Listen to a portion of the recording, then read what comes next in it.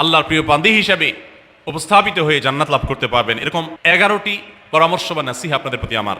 Number 1, কোরআন এবং হাদিসের জ্ঞান অর্জন করা। এটা সকল পুরুষ এবং নারী সকলের জন্য ফরজ। কোরআন এবং হাদিসের জ্ঞান অর্জন করা আমাদের জন্য ফরজ। আমরা অনেকেই আছি যারা ইসলামের ফরজ বিধিবিধানগুলো জানি না। আমাদের যেগুলো অবশ্য কর্তব্য সেগুলো আমরা অনেকে জানি না, শুধু নামে মুসলমান। গতানুগতিক কিছু কাজ করি, হাতে গোনা কিছু ইসলামের নামে কাজ করি, বাস মনে করেছি আমি মুসলমান হয়েছি। আপনাকে 500 ঈমান সম্পর্কে জানতে হবে। আপনার ঈমান কিভাবে আনতে হবে, কি কোন কোন বিষয়ের প্রতি বিশ্বাস থাকতে হবে, কি বিশ্বাস থাকতে হবে, আল্লাহ সম্পর্কে বিশ্বাস থাকতে হবে। ঈমান সম্পর্কে অনেক ভুল ধারণা আমাদের আছে। আমরা আল্লাহ সম্পর্কে বিস্তারিত জানি না, আখিরাত সম্পর্কে জানি না, নবী রাসূল সম্পর্কে জানি না। এগুলো সম্পর্কে সঠিক জ্ঞান অর্জন করতে হবে। 5 ওয়াক্ত নামাজ এর বিধিবিধানগুলো, কখন কোনটা পড়তে হয়, ওয়াক্ত কখন থাকে কখন যায়, অনেক মহিলা আছেন জানেন না, অনেক নারীরা আছেন, অনেক পুরুষরা আছেন জানেন না। তো এগুলো জানতে হবে। ইসলামকে জানাটা অনেক গুরুত্বপূর্ণ। আর জানার জন্য কোরআনে কারীম বুঝে পড়বেন, হাদিস বুঝে পড়বেন, মাসলা মাসাইলের বই পুস্তক বুঝে পড়বেন ওলামাদের তত্ত্বাবধানে থেকে, এবং কোরআন এবং হাদিস শেখার যত ভালো আয়োজন উদ্যোগ আছে সেগুলোতে শামিল হবেন, জ্ঞান অর্জন করবেন। এটা ইসলামের গুরুত্বপূর্ণ একটা ব্যাপার। জ্ঞান অর্জন যদি না করেন তাহলে আপনি ইসলামের কোনো কাজ করতে পারবেন। ইসলামের সব কিছুর আগে হলো জ্ঞান অর্জন করা। সব কিছুর আগে ইসলাম সম্পর্কে ইলম অর্জন করতে হবে, কোরআন হাদিসের নলেজ অর্জন করতে হবে। নাম্বার 2, 5 ওয়াক্ত নামাজ। নবী সাল্লাল্লাহু আলাইহি সাল্লাম জান্নাতে মেয়েদের জান্নাতে যাওয়ার শর্টকাট যে সিলেবাস দিয়েছেন, শর্টকাট যে ওয়ে বলেছেন, 4টা শর্ত দিয়েছেন। এর মধ্যে থেকে একটা হলো 5 ওয়াক্ত নামাজ ঠিকঠাক মতো যদি আদায় করেন। অনেক মহিলারা আছেন জোহরের নামাজ আসরের সময় গিয়ে আদায় করেন, আসরের কাছাকাছি আদায় করেন, কারণ গৃহস্থলী কাজে ব্যস্ত থাকেন, রান্না বাড়ার কাজে ব্যস্ত থাকেন, গা গোসল নিয়ে ব্যস্ত থাকেন। করছি করে এই রান্না বাড়া করা, সবাইকে খাবার দাবার দেওয়া, ছেলে মেয়েকে খাবার দাবার দেওয়া, ঘর ইত্যাদি মোছা ধোয়া, এগুলো করতে করতে নিজের গোসল করতে করতে 3টা 3:30 বেজে যায়। অনেক সময় আসরের ওয়াক্তের কাছাকাছি গিয়ে তারপর জোহরের নামাজ আদায় করেন। খুবই গর্হিত একটা কাজ। আমার মা বোনরা সতর্ক থাকবেন এ ব্যাপারে, যে নামাজ সময় মতো আদায় করতে হবে।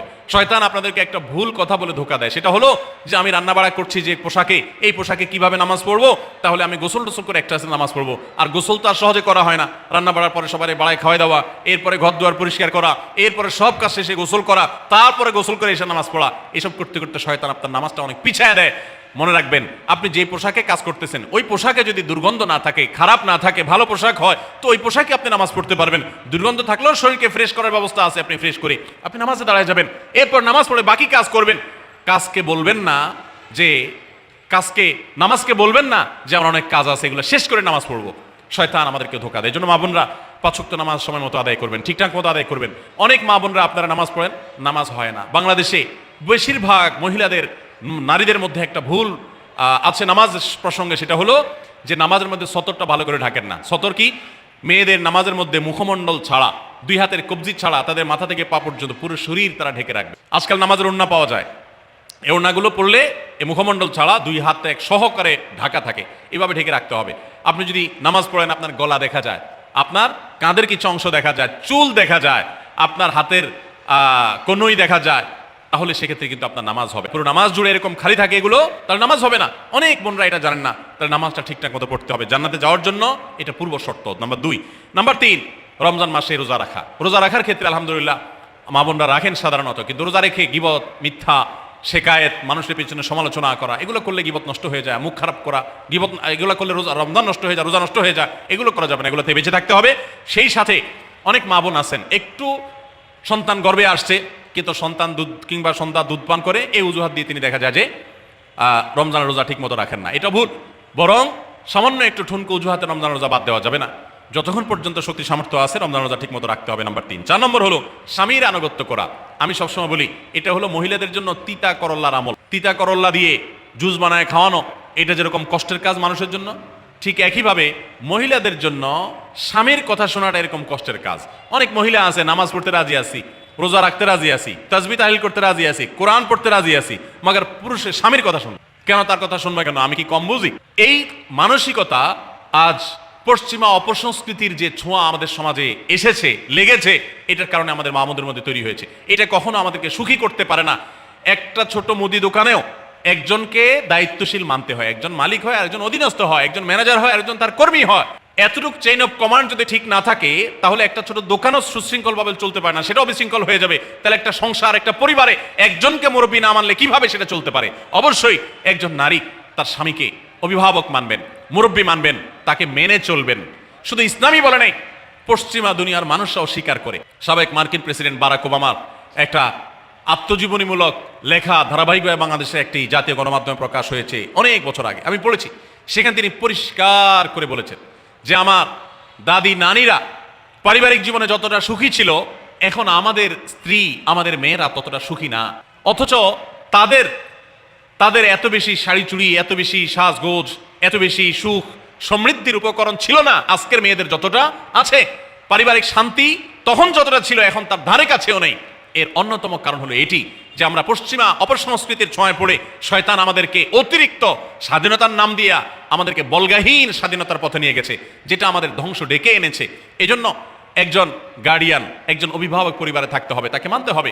আপনি নারী হিসাবে আপনার স্বামীটাকে যদি মনে হয় একটু বোকা কিসিমের, সে বুঝে না, আপনি অবশ্যই ডেফিনেটলি আপনি তাকে বুঝাবেন, আপনি তাকে আপনার মতামত বলবেন, তারও কর্তব্য আপনার মতামত গ্রহণ করা। কিন্তু এর মানে এই না যে আপনি তাকে ডিনাই করবেন, পাত্তা দিবেন না, অবজ্ঞা করবেন, তার কাছে জিজ্ঞেস করা ছাড়া যেদিক সেদিক যাবেন, যা খুশি তা করবেন, এটা উচিত না।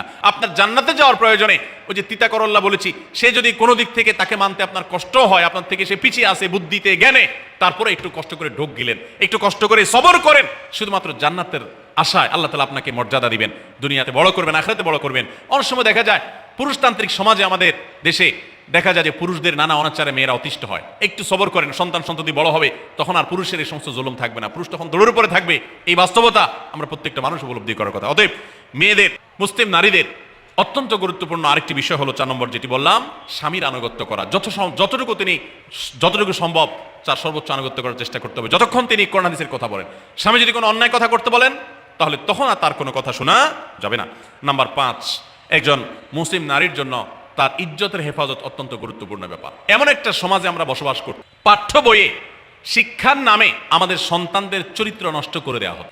বিবাহ বহির্ভূত সম্পর্ক করতে তাদেরকে উস্কানি দেওয়া হচ্ছে, শিক্ষার নামে কুশিক্ষা দেওয়া হচ্ছে, যার কারণে আমার সন্তান নষ্ট হয়ে যাচ্ছে। এই জন্য আমি বলি, এমন যুবক, এমন যুবতী আজকাল সোনার হরিণ হয়ে গেছে। হাজারে 2-4 জন যুবক পাওয়া যাবে কিনা সন্দেহ, যেই যুবক বুকে হাত রেখে বুক টান টান করে আল্লাহ শুকরিয়া আদায় করে বলতে পারবে তার যৌবনে কোনো হারাম স্পর্শ সে করে নাই, কোনো হারামের কাছে সে যায় নাই, তার চরিত্রকে সে হেফাজত করেছে, কোনো গুনাহে সে লিপ্ত হয় নাই, এরকম কথা বলার মতো যুবক খুব বেশি নাই আমাদের সমাজে। ধ্বংস করে ফেলা হয়েছে বিনোদনের নামে, শিক্ষার নামে, নানা নামে।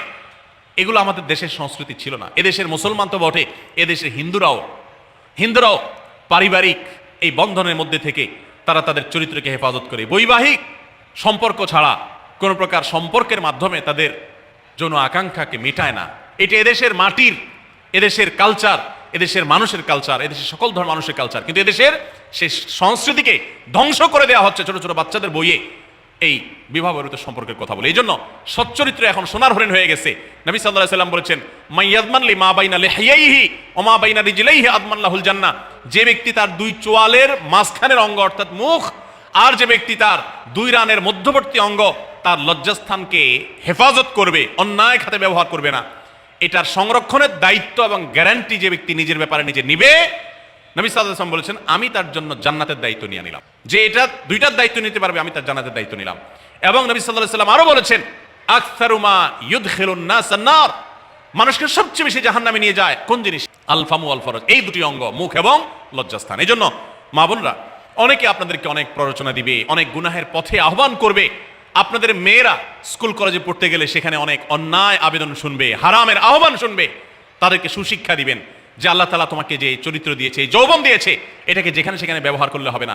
কিয়ামতের ময়দানে যুবকদেরকে আলাদা করে জিজ্ঞাসা করা হবে, তোমার যৌবনকালে কি করছো সেটা বলো, বুড়া বয়সে এসে কি করছো এটা ইম্পর্টেন্ট না, যৌবনকালে কি করে আসছো সেটার হিসাব দাও। যৌবনকে হেফাজত করার গুরুত্ব এত বেশি, আল্লাহ আলাদা করে জিজ্ঞাসা করবেন। এই জন্য মা বোনদের কর্তব্য তাদের মেয়েদেরকে, ছেলেদেরকে অসৎ চরিত্রতা থেকে হেফাজত করবেন, সংরক্ষণ করবেন, তাদেরকে বুঝাবেন, তাদেরকে সেভাবে বড় করবেন যে বিয়ে শাদীর মাধ্যমে, সাংসারিক জীবনের মাধ্যমে তোমরা তোমাদের এই জীবনকে তোমরা উপভোগ করবে। আল্লাহ তাআলা তোমাদের জন্য যে নিয়ামত রেখেছেন সেই নিয়ামত তোমরা পাবে, কিন্তু অবৈধ উপায়ে কখনো তোমরা সেদিকে পা বাড়াবে না। যারা বাড়ায় তাদের দুনিয়াতেই ধ্বংস হয়, আখিরাত তো আছেই। এই অবৈধ সম্পর্ক করে সুখে থাকে খুব কম মানুষ। যারা যত বেশি এই জগতে যায় তারা তত বেশি অসুখী থাকে দাম্পত্য জীবনে। অতএব একজন নারী তার 5 নম্বর গুরুত্বপূর্ণ বিষয় হলো তার ইজ্জতের হেফাজত, লজ্জাস্থানের হেফাজত এবং তার চরিত্রের হেফাজত। আল্লাহ তাআলা আমাদের মা বোনদেরকে সেই তৌফিক দান করুন। অনেক সময় দেখা যায় যে সবই ঠিক আছে, আপনি সোশ্যাল মিডিয়াতে পুরুষের ছবি দেখে, ভিডিও দেখে আপনি হারাম আনন্দ পাচ্ছেন। আপনি ইমোতে, হোয়াটসঅ্যাপে, মেসেঞ্জারে বিভিন্ন পুরুষের সাথে অপ্রয়োজনীয় চ্যাটিং করছেন, কথা বলছেন, এবং সেখানে এই বেহুদা কথা থেকে অনেক অনাচার হয়ে যায়, অনেক সংসার ভেঙে যায়, অনেক পরকীয়া হয়, অনেক সংসার ধ্বংস হয়। এই জন্য আল্লাহ বলেছেন আল্লাহ তাকরাবুজ জেনা, জেনার কাছেও যেও না, চ্যাটিংই করতে যেও না, কারণ করতে গেলে তুমি ডুবে যাবা, পরে ফিরে আসতে পারবা না। ভয়ঙ্কর এক গুহা এবং ভয়ঙ্কর এক জগৎ। তো এই পথ থেকে আমাদেরকে বেঁচে থাকতে হবে। আল্লাহ আমাদের তৌফিক দান করুন।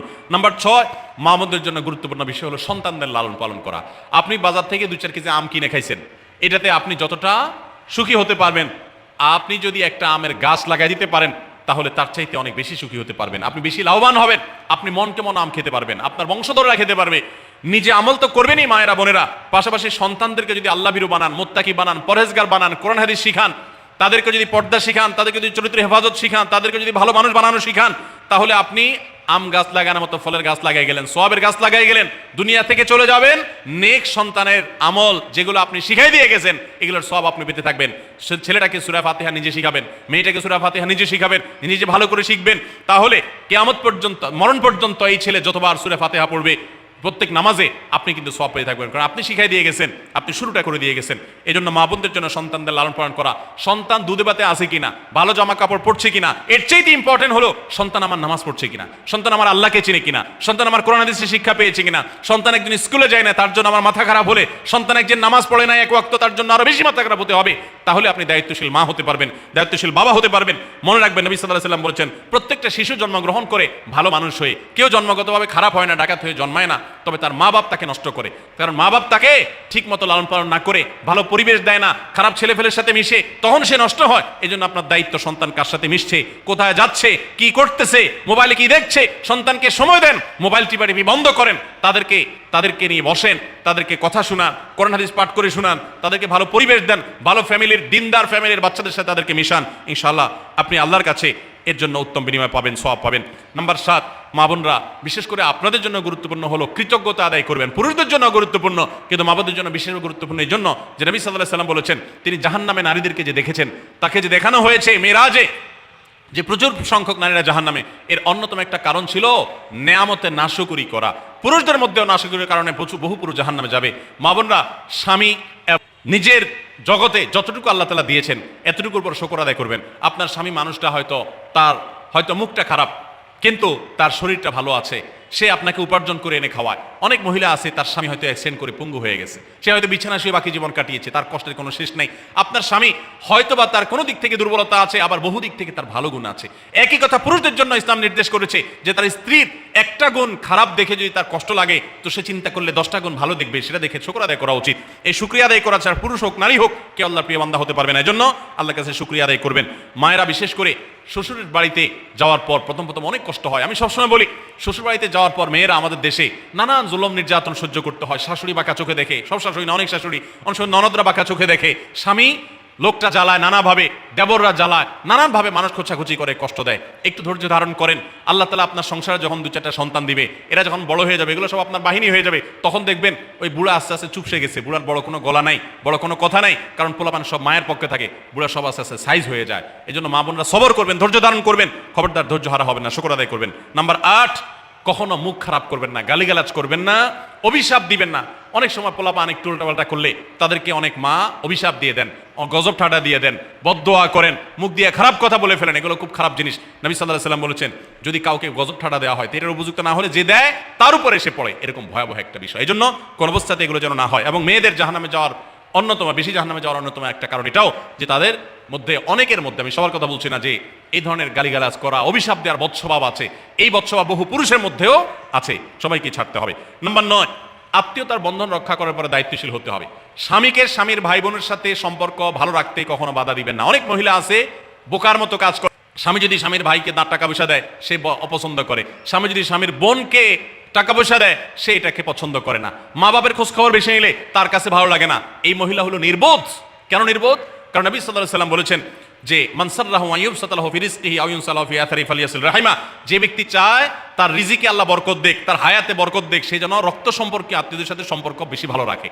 তাহলে আপনার স্বামীর রিজিক বেশি হোক, টাকা পয়সা বেশি হোক, তার হায়াতে বরকত হোক, এটা যদি আপনি চান, তাহলে আপনি বরং তারা উৎসাহিত করা উচিত। তোমার ভাইটার খবর নাও, তোমার বোনটার বাড়িতে যাও, তোমার মা বাপের খেদমত করো, তাদের সাথে যত সম্পৃক্ত থাকবে আপনার স্বামীতে আল্লাহ তাআলা তত বরকত দান করবেন। এই জন্য তাকে সেটা করবেন। আবার পুরুষদেরও উচিত মেয়েদেরকে সুযোগ দেওয়া, তারা তাদের বাপ মেয়েরও তো কর্তব্য আছে তার বাপ মার প্রতি, বাপ মার খেদমত করবে, বাপ মার জন্য হাদিয়া তোফা দিবে। অনেক পুরুষরা আছে মেয়েদের পাওনা অধিকারই দেয় না, হাদিয়া তোফা কোত্থেকে দিবে, তাদের মহরটাই দেয় না, তাদের হাত খরচ দেয় না, আলাদা কিছু হাত খরচ দেওয়া উচিত যে তার মতো সে খরচ করবে, তার মা বাপের জন্য খরচ করবে। এগুলোর বিনিময়ে আমরা আল্লাহর কাছে জান্নাত পাবো। অতএব এই আত্মীয়তার সম্পর্ক রক্ষা করা গুরুত্বপূর্ণ। নাম্বার 10, সাদাকা করবেন। সাদাকা জাহান্নাম থেকে মুক্তির কারণ। নবী সাল্লাল্লাহু আলাইহি সাল্লাম জাহান্নামের ব্যাপারে সতর্ক করেছেন আপনাদেরকে, আমাদের সবাইকে। অতএব সাদাকা দিলে জাহান্নাম থেকে মুক্তির একটা পথ আমরা পাই, সুগম হয়। এবং নবী সাল্লাল্লাহু আলাইহি সাল্লামের সময় মহিলা সাহাবীরা তাদের গহনা খুলে আল্লাহর রাস্তায় দান করতেন। এজন্য মসজিদ, মাদ্রাসা, বিভিন্ন গুরুত্বপূর্ণ যে দানের খাতগুলো আছে সেগুলোতে বেশি বেশি দান করবেন, বেশি বেশি আল্লাহর রাস্তায় ব্যয় করবেন, যতটুকু তৌফিক আছে ততটুকু। এখন মহিলারা দান করবে কোত্থেকে? পুরুষরা মহরের টাকাই পরিশোধ করে না, বেচারে দান করবে কোত্থেকে? এজন্য পুরুষরা দায়ী হবে। এবং মহিলারাও তাদের মহরের টাকা যেন অনাদায় না থাকে, তারা যেভাবে চেষ্টা করলে হয় সেভাবে চেষ্টা করবেন। এবং তাদের হাত খরচ আলাদা দেওয়া উচিত, এবং তারা পর্দার মধ্যে থেকে তাদের মতো উপার্জনও করতে পারেন, সেটাও শরীয়ত তাদের জন্য সুযোগ রেখেছে। যেভাবে হোক তারাও সাদাকার চেষ্টা করবে।